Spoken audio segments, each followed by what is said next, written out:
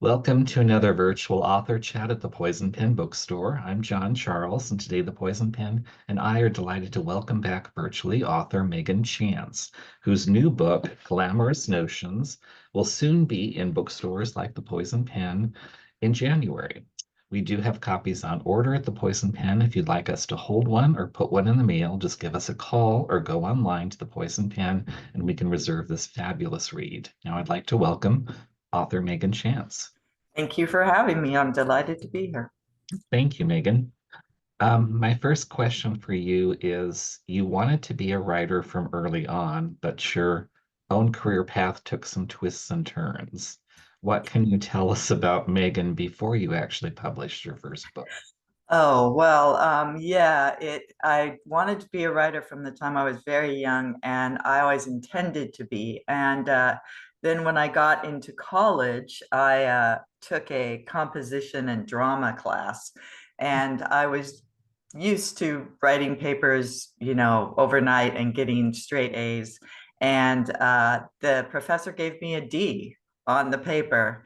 And I was so stunned.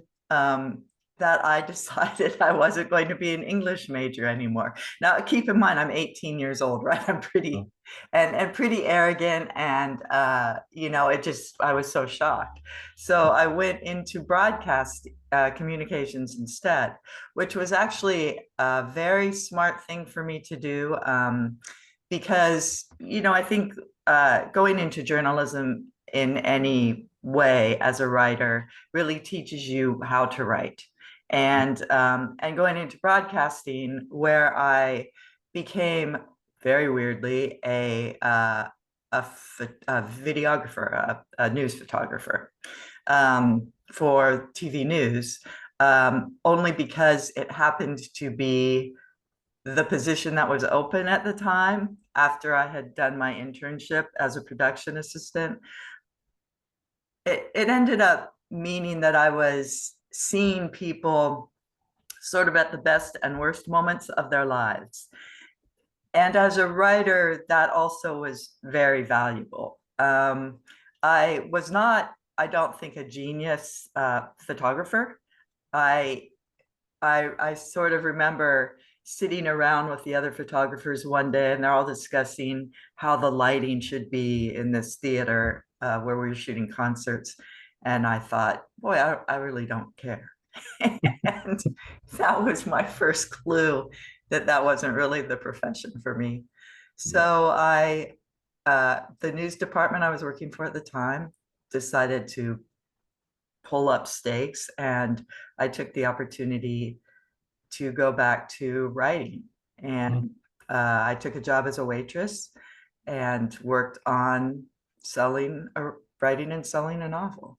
And got a job after that working for a professional photographer as his studio manager, and worked in my spare time to publish a novel.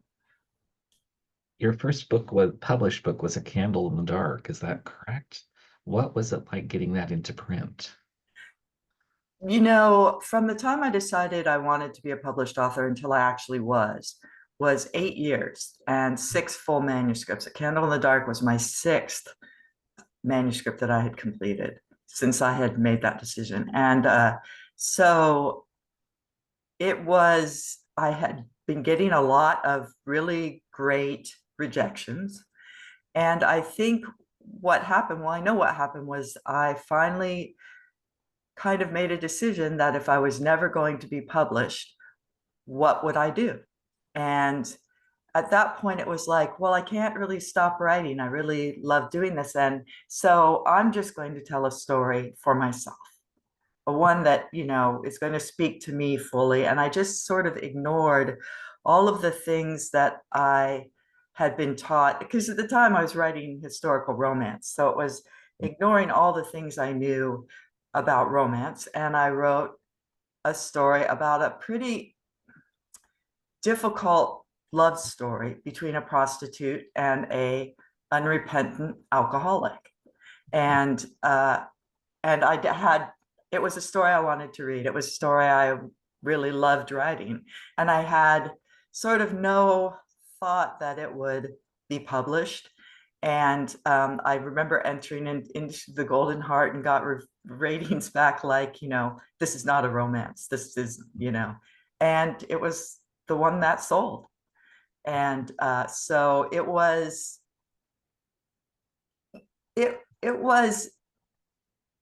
hard. It's hard to describe how empowering and exciting and all those things it feels like to be published after so long trying.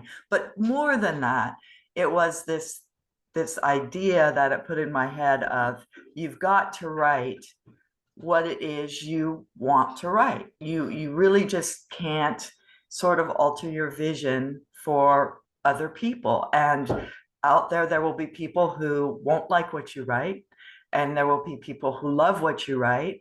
And you have to sort of do it for yourself. And if other people want to come along for the ride, then that's cool.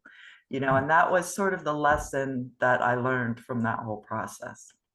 It's a valuable lesson for writers. Which brings me to you talking about write what you love. Let's talk about your new book, Glamorous Notions, which I loved. What do you want readers to know about this book? What can you tell us about it? The inspiration for this book was actually came from the book, my previous release, which was A Dangerous Education. And I had been doing research in the 50s in America during the Cold War. And I had stumbled across this stuff about the CIA and the FBI doing, taking part in cultural propaganda. And, and it made sense that they were using propaganda against our Cold War enemies, Russia and the, Eastern powers and all that kind of stuff. But what surprised me, though it shouldn't have, was the kind of propaganda they were using against Americans. And the way they were using movies and music and art and literature to form the minds of Americans against communism, yes, but also in terms of what they thought America should be. And it was a moral directive, and it was also a religious one, and it was an intellectual one. And I found it fascinating. I just couldn't stop reading about it. And for me, the problem was, in today's day and age, we're not surprised by the fact that the CIA is is a bad agent, I guess is what you want to say, against its own people, that it's working against its own people.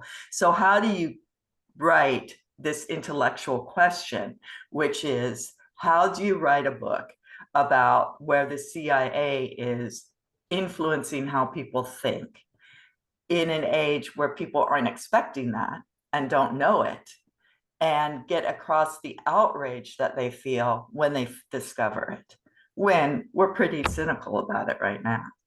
And that was the challenge that I faced in writing the book, especially because what you can see is the way that sort of all developed how Americans think today about corporations and capitalism and family and women.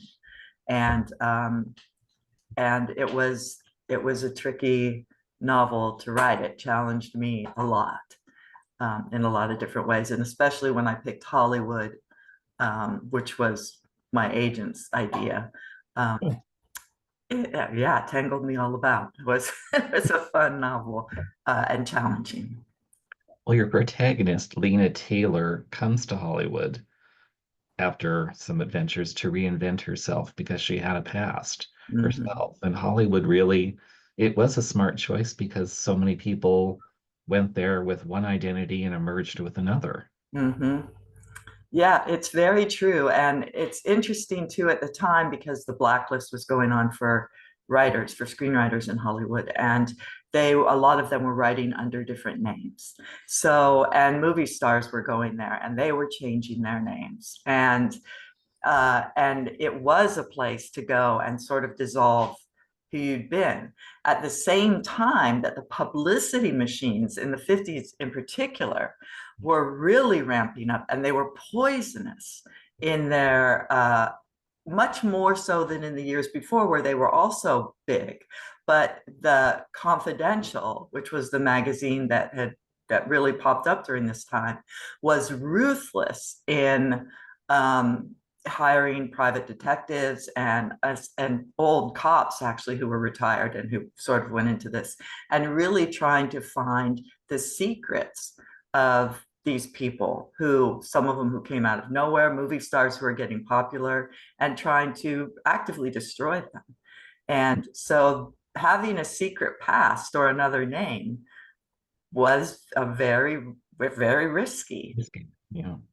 Yeah, Lena kind of has her own entanglement with, I think it's at least one of the big gossip columnists of the That's, time, Hedda Hopper. yeah, Hedda Hopper. Yeah. Yeah.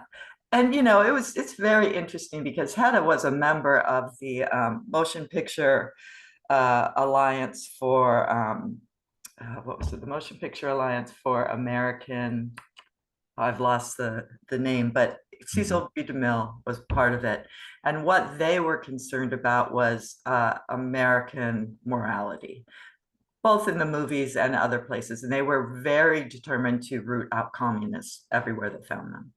And the things that Hedda Hopper says in the book, in the dialogue, were things that she really felt and said, about how women in Hollywood should quit working when they married and devote their lives to their children and that kind of thing. She was very much um, she was very much for the sort of idea that women's jobs were should be in domesticity and raising healthy children to fight the communist threat in America. And she could be very vicious in trying to find ways to get weasel in and find secrets about people. So You're right. I think up until the early 30s, movies were very freewheeling and there was a mhm. lot allowed. And was it the motion picture code that kind of Yeah. instituted this whole you have to follow certain guidelines? Yeah, it was that, and it was, of course, the Cold War and the fight against communism, but yeah, the Hayes Code, and that they were very strict about, and it was, again, it was a moral issue. It was, we we want to depict an America that is a moral place. You could show a man's navel, but you couldn't show a woman's, and they got around this often by using this fabric called souffle, which was transparent, skin-colored fabric. And the the costumers would say, "Hey, she's fully covered," you know. And but it was also like you couldn't show pregnancy, you couldn't show married couples sleeping together, you couldn't show anything related to sex, really, or drugs, or any kind of smuggling or wickedness, unless the people involved in it were punished and hopefully redeemed at the end. And in terms of women, a woman could be an enemy fighting a man as long as she lost. She could be a criminal, or she could be a primitive child, a man's sexual fantasy. Those were the things, or a wife kind of thing. So she could be any of those things. And anything more than that, she was not allowed to be in the film. So, yeah, and they had censors on set who were making sure that this was happening. And the Hague's Code didn't disappear till 1952. Oh, And even then, for another 15 years, they were fighting it.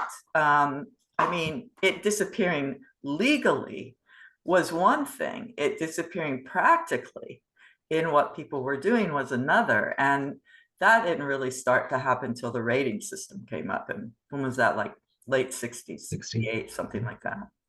Yeah, you're right. People who don't aren't familiar with the history of movies don't realize how impactful it was. The one thing I remember, the one big movie I remember was Rebecca. Yeah, Hitchcock movie, and he had to change the ending from the book because you couldn't have that ending under the code, and that's that's just right. crazy. It's killer. I mean, and when you think about the way that as a culture, when movies are a huge cultural thing, you know, everybody goes to the movies, everybody sees how this works in your head, um, subliminally, in the way that you think about everything. I mean, even really the only way you're getting away with anything subversive at all is in science fiction movies, where it's cloaked in aliens are coming down to the planet, you know, and so nobody's really thinking it's real. So it's very interesting. I think you kind of put a little reference to that in the book with Lena's boyfriend, who's, well, to become boyfriend, who's screenwriter, whose movie is in production.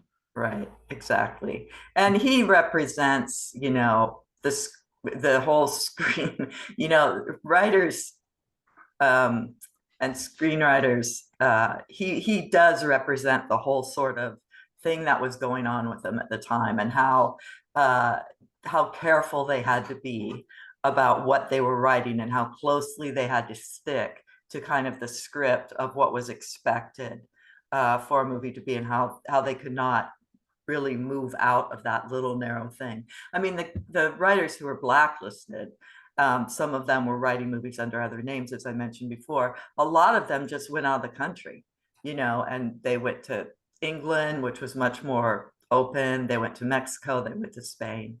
They were making movies in other places because you could be destroyed in America. I mean, your Yeah. career could be over. Let's talk a little bit about Lena's career because I found that fascinating too. Fashion designer, costume designer, Yeah. movies. How did you research that? Were you inspired by real historical figures when you were thinking of Lena?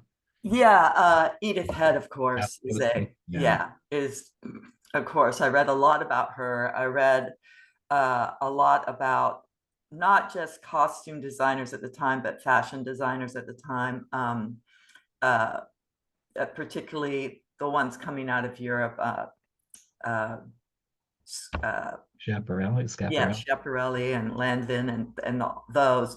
I read a lot about Dior too, and Adrian, who was a male costume designer. Flavio in the book, who is a male costume designer, is kind of modeled on him. And other ones who were coming at this time a lot, you know, the studio system was breaking down. And a lot of female designers were coming off of Broadway and changing the whole look of movies in a way, because they were coming in, and before, costume designers like Edith Head had been focused really on character theory, you know, and on how a costume reflected the character and the character's mood and the character's arc throughout the story. And uh, the Holly or the yes, the Broadway costume director or costume designers were coming in, and they were looking at a movie from an entire, holistic point of view, where it wasn't just about the character, but it was about the palette for the entire movie. You know, the colors, more from an art design or an art designer sort of point of view. So they were changing it a little bit, and the but it was interesting because Edith Head was one of the ones who she would be assigned to an actor, and that actor would insist on her being borrowed out to the other studios she was there at sort of the dying of the studio period. So, and she was really interesting, and the sort of conflicts and competition and all this kind of stuff that was going on in the 50s as everything was sort of falling apart was just really fascinating, you know? Yeah. So, Yeah, you really give Lena a lot of interesting sides and angles because you see her working with different movie stars and how she kind of manipulates them, but they don't realize they're being manipulated into choosing designs and things right. like that. I mean, that was one of the things that I was reading about Edith Head, and she was talking about the Hitchcock actress, the blonde, the lavender blonde. Oh, I Tip have lost Henry? her name. Tippy, not Tippy Hedren? Hedren. No. No. I can't remember her name. Oh my God. She was in a lot of Hitch. Oh, it will come to me. Yeah. But she told her when she first started working with her, I will not wear gray. I simply will not wear gray. And so Edith had had had designed a gray palette for her. Oh, it was for the actress who was in Vertigo. Oh, yeah, I know who you're talking Yeah, about. and Yeah. Yeah. yeah, and so what she did was she brought in a bunch of gray swatches for her to look at, and had they were designed, to match her hair and her skin and everything else. And she just slowly sort of manipulated her into, how look how good this, how well this looks with your skin and how perfectly this suits the character, and just worked her until she was, agreed on using gray, even though at the very beginning she's like, no gray. And it's such a perfect, uh, she was such a perfect character study in how to deal with actresses and actors in general. So that was fun to do. That was fun to research. You also put in some other things that are real, like the American Art Academy, which has been Yes. around for like a decade, and Mhm. Lena, under her previous guise of Elsie, goes there to work as a scholarship student. But as a historical novelist, how do you find the balance between incorporating real historical details and bringing your own story in? Because you have to kind of walk a line. Yeah, you do have to walk a line. And I think part of it is that you look at it in terms of, okay, I'm being as real as I can, and I'm following the facts as far as I can.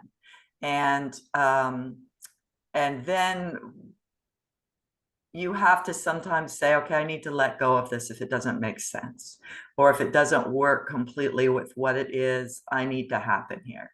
I mean, I'm constantly sort of reminding myself, you're God here. You get to make the choice. You get to change it. And if it doesn't work, so make up a different place, and I love history. I love studying it. And I can go down a rabbit hole. The stuff that I have in my office and the stuff that I'm looking for I can spend days going down rabbit holes just to find something stupid like, oh my gosh, you know how much time I spent researching the Holy Year in Rome in 1950? That's right. Yeah, because that impacts the story when she's, Yeah. you know, Yeah, I mean, I didn't know. I picked that year, and all of a sudden I realized, oh no, it's a holy year in Rome. It's a year of Jubilee in Rome. And I'm like, what does that even mean? I literally spent days looking at videos, doing all this kind of, it's like 2 lines in the book, or like, it's like no big deal. Um, but this is the kind of stuff that you do. And you're like, can I find a way to have this mean something, or reflect something that's going on in the book that works in my favor? And so yes, you're constantly juggling what is too much, what is not enough, what walks the lines that I need to walk, that add something to the flavor of the book, or more than the flavor, to the theme of the book, and what is just me uh, playing with history or throwing history up against the wall to show the reader, hey, isn't this cool? And I think part of it is a realization that when you're writing a novel, you're creating an illusion for the reader. And the moment you do something that pops them out of that illusion is when you're like, okay, stop, you know. yes. And so knowing yourself when that happens, it's really hard, but it helps when you have, fellow critique partners and stuff who are going, now this is just Megan talking. So Having written several historical novels, historical romances, do you sometimes find it interesting how history repeats itself? And the only reason I'm saying that is because you have line from the censor who's talking to um, Lena in the book, and he says it's a simple time, only simple views are allowed, as he's telling them to dumb down the movie her boyfriend is script writing and they're filming. Yes. I, you know, in a way, to me, that's reassuring. It's both reassuring and horrifying and frightening. It's both things, knowing that history cycles all the time, and it cycles in so many ways. I mean, right now I'm working on a book set in 1925, and there's so much that's the same as what's happening now that it's almost like it just never stops happening, you know. And you can always find something in history to reflect exactly what's going on now. And I find it's just so interesting. I mean, it makes me want to say to people all the time, you know what, read a book, you know. I mean, just go look back at history. This is not unusual. This is not different. And so I find it, yes, I find it troubling, and I find it also kind of reassuring in a kind of fatalistic way. Oh, and that we survived it once, we'll survive Yes, it yeah, again. that we survived it once, and that ultimately, I think reason and goodness wins out, but I think it often wins out at a terrible cost. And that's the thing that troubles me about it, is that ultimately I think, um, you know, what matters and what's important wins. But in the meantime, you know, what fresh hell is this, you know? Let's talk a little bit about your writing process for books, because if I understand correctly, you kind of have a cinematic approach when you're writing a book. Is that correct? Yeah, I mean, I see what's happening as I'm writing it. It's in my head. It's like a movie in my head. And so yes, I tend to write you know, I'll write about 200 pages and then give it to my critique partner, and we sort of brainstorm what's right about it and what's wrong about it. And then more often than not, I throw it out and start over again. And then I'll get to 400 or maybe further, and the process kind of repeats itself. And I will do, you know, any book I write, um, you know, we're looking at least 4 or 5 drafts before it even kind of gets to my agent, sometimes more, depending on the difficulty. And then I will do another draft before it goes even into editorial. So, but yes, and I end up diagramming out chapters just to make sure they're flowing and the pace is right and everything else. It's kind of a long, sloppy, onerous process, but yeah, that's how I do it. And I essentially have people, actors, whatever, who kind of take the place of the characters in my head so I can see them, you know, moving around. But yeah, it's like watching it appear on a screen for me when I'm writing. You've taught writing too, haven't you, in addition Yes, to being a writer? yes, yes. What what do you try to, what's the first thing you try to teach someone who wants to, what's the most important thing you want them to get from that process? I think the most important thing to say, beyond the fact that, you know, you're writing, you know, the whole illusion thing, you're writing something, an illusion, and if you pop somebody out of it, you've failed. That's one thing. The other thing is just doing it, you know, sitting down and doing it, because it's easy to write a novel in your head. I mean, you know, it is. It's just sitting down and putting the words on the paper. And however you can do that, you know, I mean, when my kids were young, I was writing in the time that they were taking a nap, or the time that they were going to soccer practice, or the times when they were in school. And the time that you have expands to fill whatever, I mean, what you have to do expands the time to fill the time you have to do it. So I was getting the same amount done in the 6 hours they were at school than I was in the 2 hours they were taking a nap. And that's still true. So it's just sort of, you know, button chair essentially always. And it's easy to make excuses and say, oh, wow, I'd rather vacuum today, you know, but it's really one of the things that I've been very lucky to have in my life is drive, you know, and I don't think you can teach that. Do you think sometimes too there's this people who want to be writers don't really understand the difference between wanting to be a writer and wanting to be a published author? Yes, I think that's very true. And because, yes, because being a writer is a job. It is a job and it is a hard job. And Yeah. frankly, if you can do anything else, then you should probably do that Mhm. because it's not, you know, I mean, I have to come out here in my office and I have to sit down and I have to ignore everything and work on a story. For me, too, and this I'm going back to what I said earlier, the process is everything. You know, I love the process of telling stories. I love the process of coming up with a plot and characters and figuring out what these people are doing and getting whatever message it is in my head, whatever it is I want to say, getting it across in the best, most interesting, most entertaining way possible.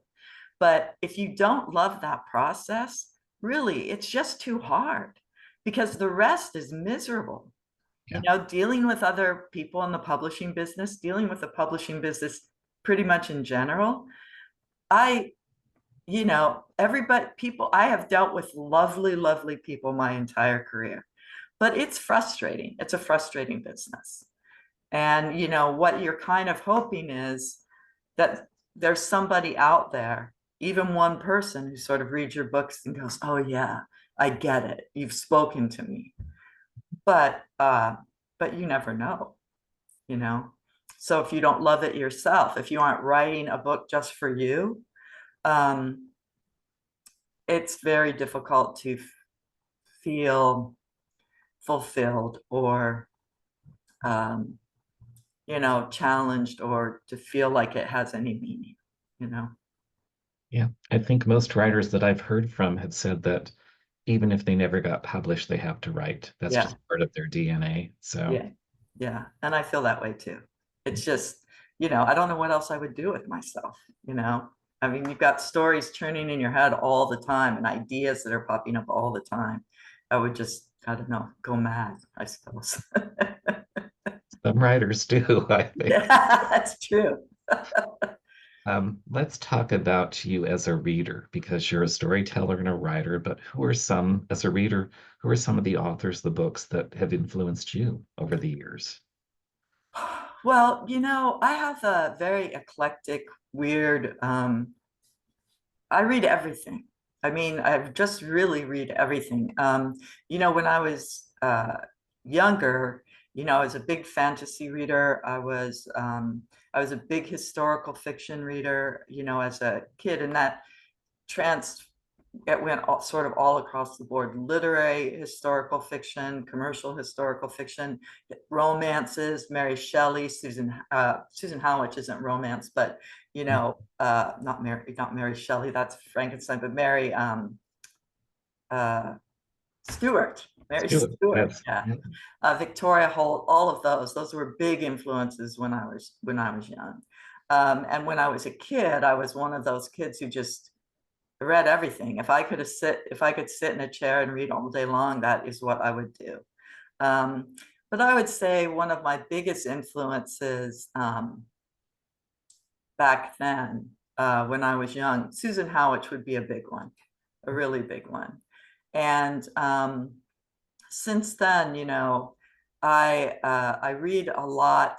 I've never read very much in like the New York Times list, you know, the really popular big it books, but I've been trying to do that more and more because I feel like I should. Um, and I tend to read, I don't know, I kind of read across all genres. I was reading YA for a long time there, and I'm not so much anymore.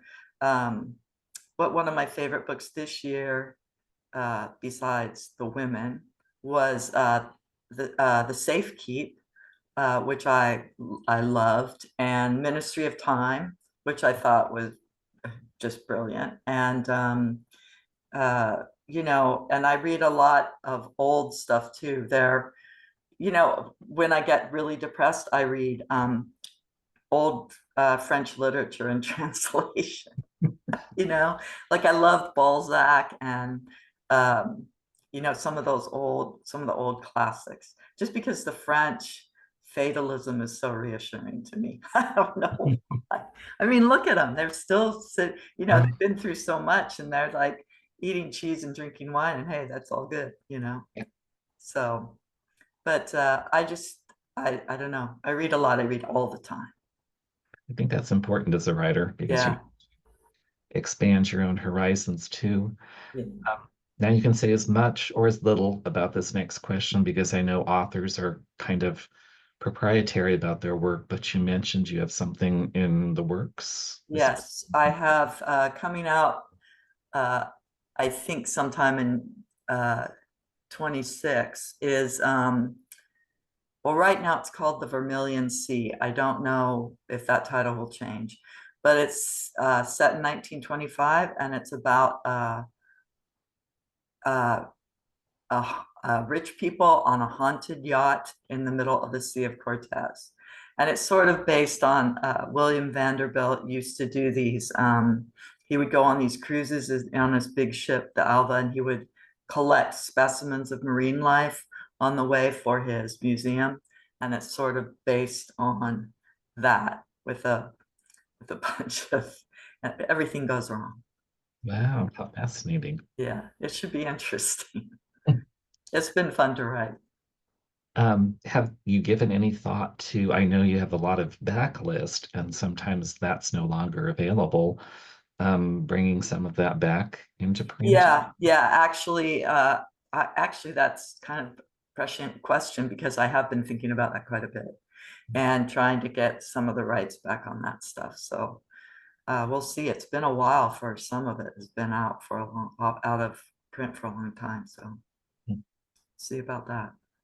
How can readers find out more about you and your books? Are you on social media? I'm on social media. I'm on Instagram. I'm on Facebook. I'm on Threads. I'm on Blue Sky.